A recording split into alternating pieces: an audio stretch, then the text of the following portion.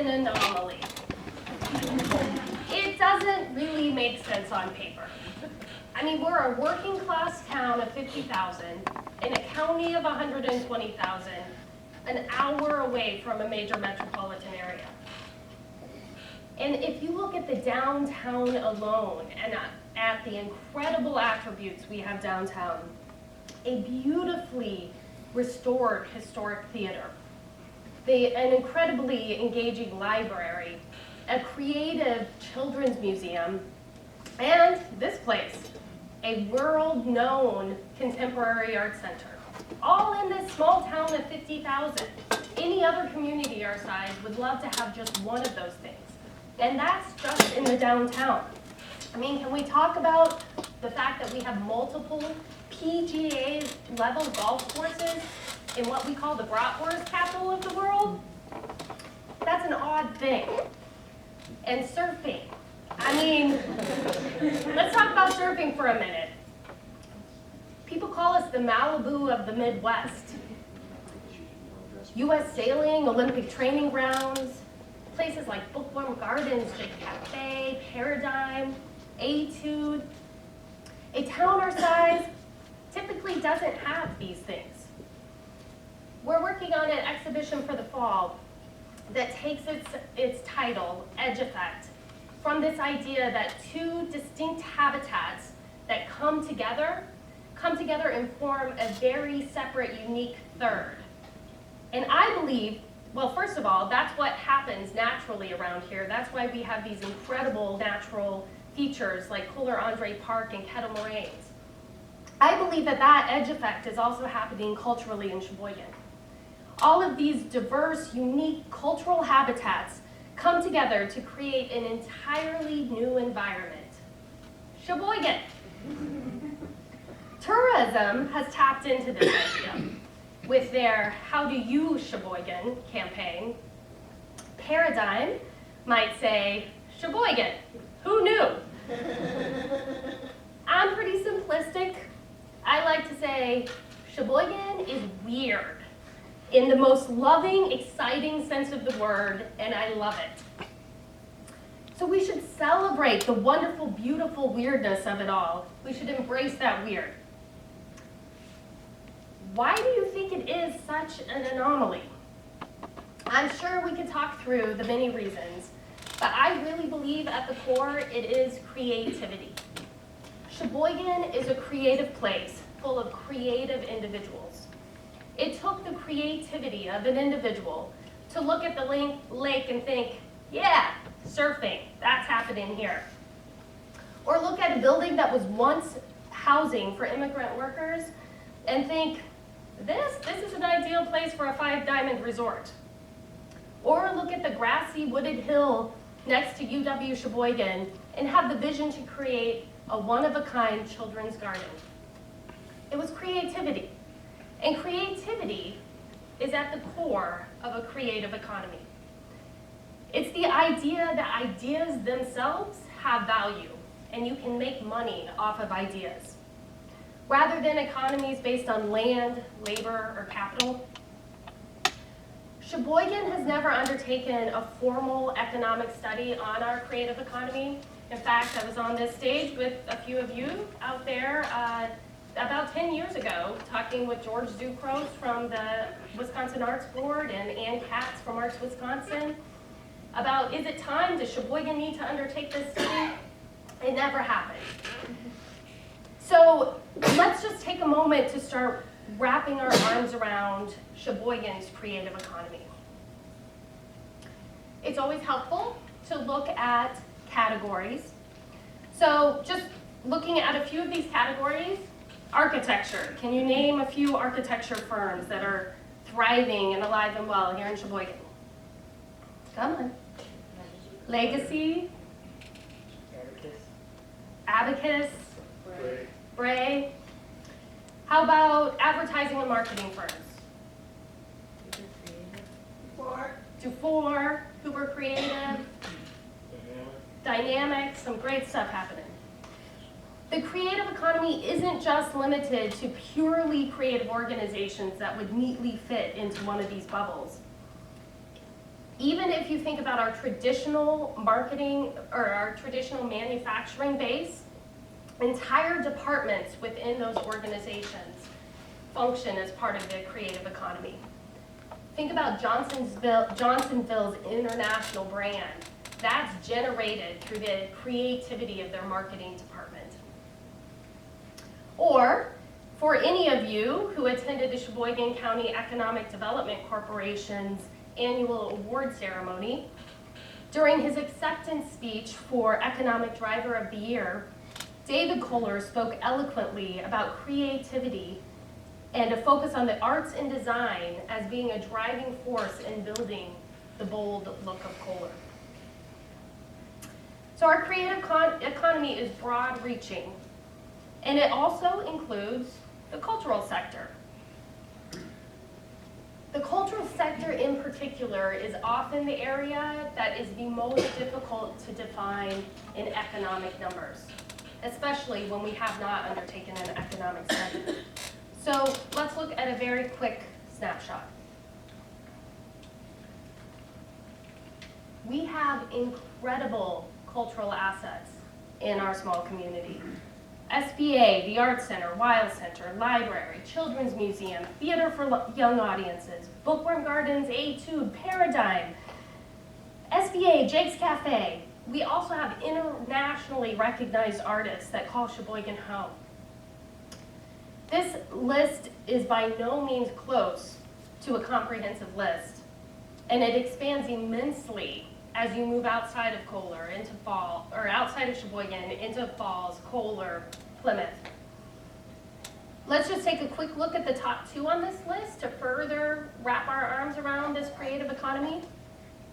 Sheboygan Performing Arts. For those of you who are not familiar with what this organization is, it's a consortium of 17 performing arts organizations that we have in our community. 3 of those are listed on here: Wild Center, Theater for Young Audiences, and the Art Center, of course. But it expands well beyond that. Kohler, DGS, Lakeland College, UW Sheboygan. Of those 17, amongst those 17 organizations, they produced 275 events in 2015 alone. 44,000 people came out to the events that were created through the Sheboygan Performing Arts organizations. Now, if you want just pure economic numbers and you start to take that 44,000 people and you think, let's just say half of them went to a restaurant or a bar before or after, or went out and about before and after the performance, 22,000 people were spending money in Sheboygan. Additionally, those 17 organizations employ over 230 individuals. That's a pretty significant economic number. Digging down even more specifically, because I had access to the data, the Art Center. The Art Center is a significant local employer.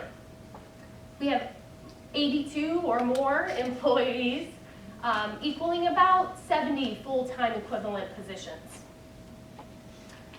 We have documented visitor spending. Now, if you are familiar at all with tourism, oftentimes they use equations, an average price per day visitor or price per overnight visitor that they estimate is an average amount of visitor spending that is generated when they visit cultural attractions. Taking a very, very conservative count and conservative number, the Art Center generates well over $10 million per year in visitor spending for this community. The Arts Festival weekend alone generates about $1.7 million.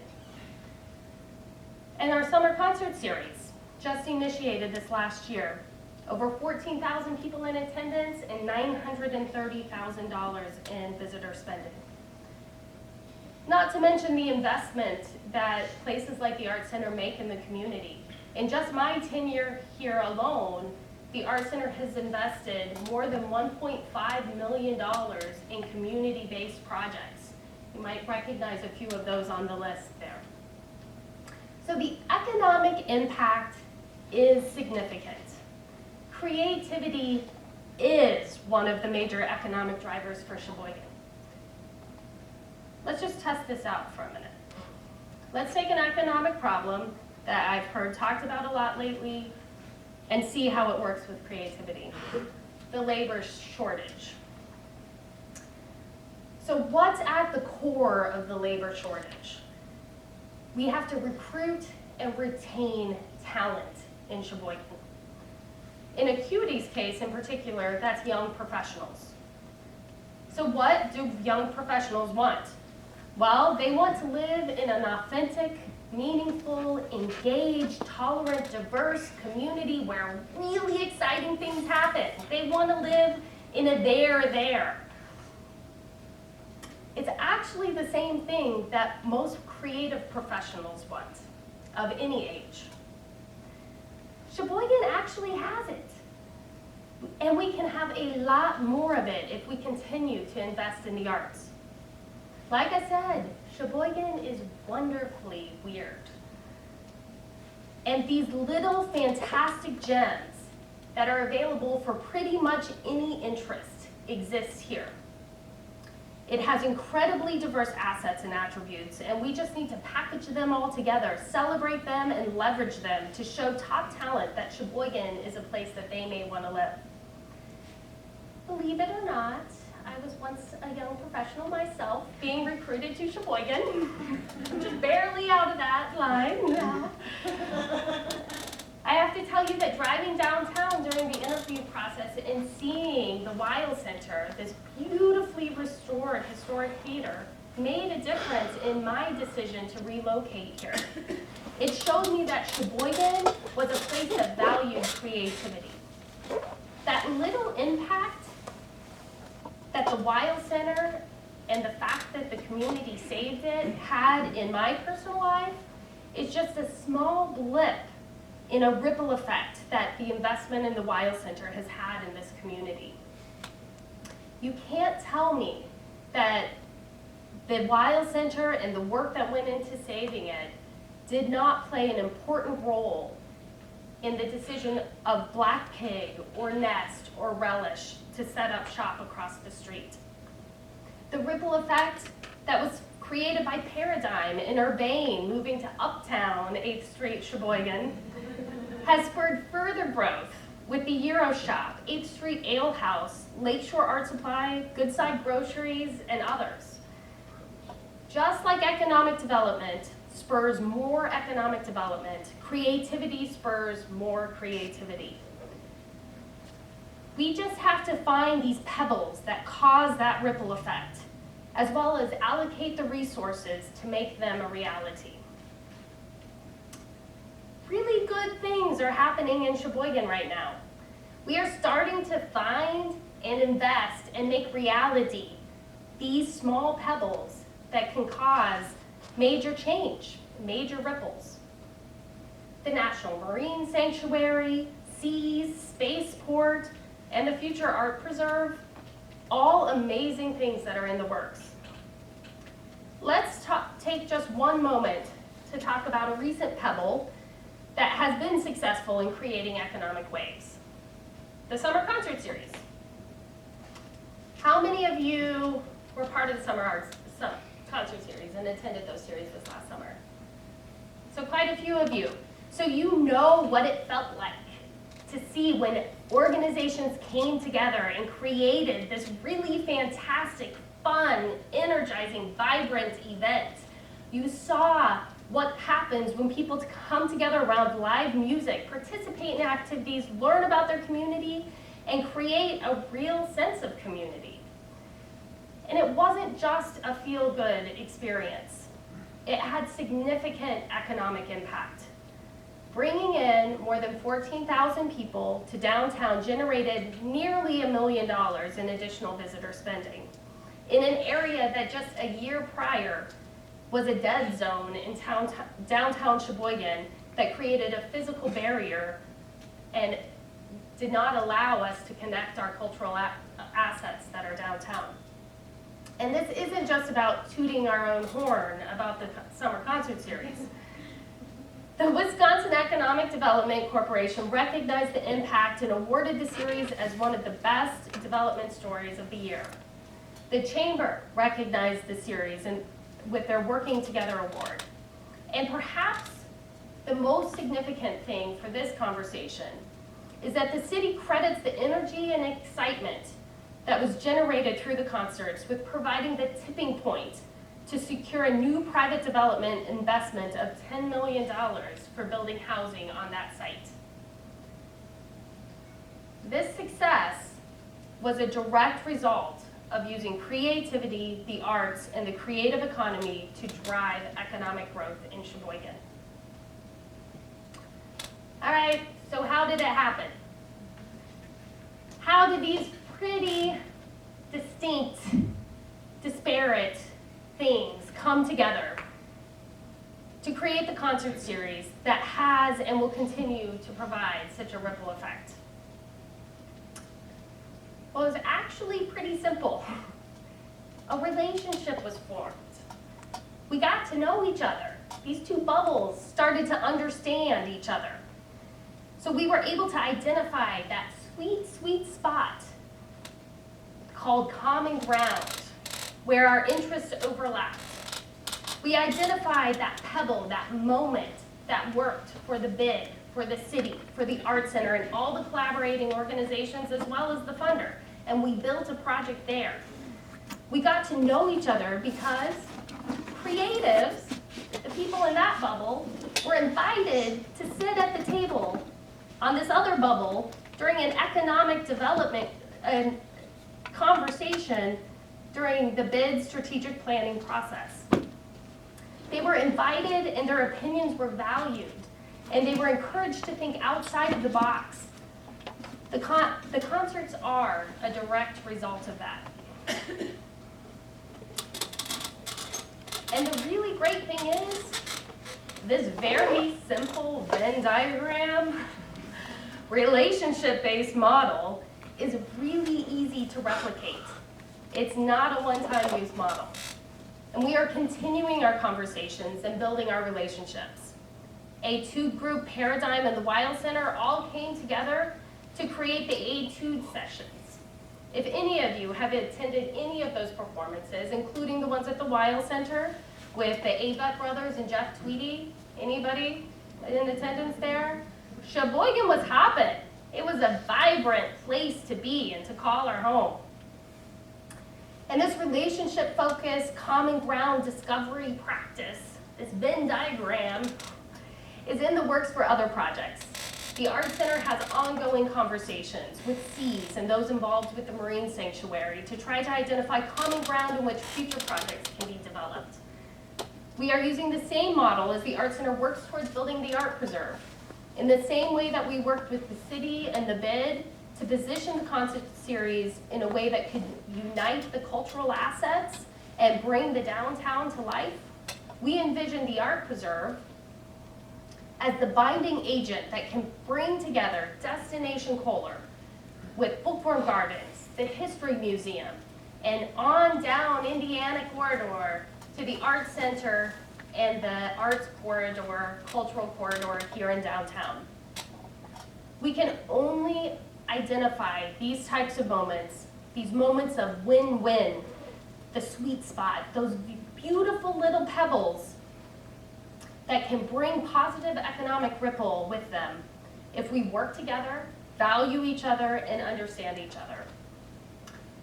So, with that, I'm asking you, when you look at your bubbles, whether or not you're on the economic side or the creative side, who's missing in the conversations?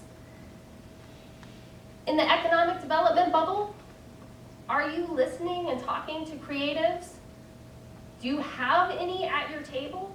And if not, why?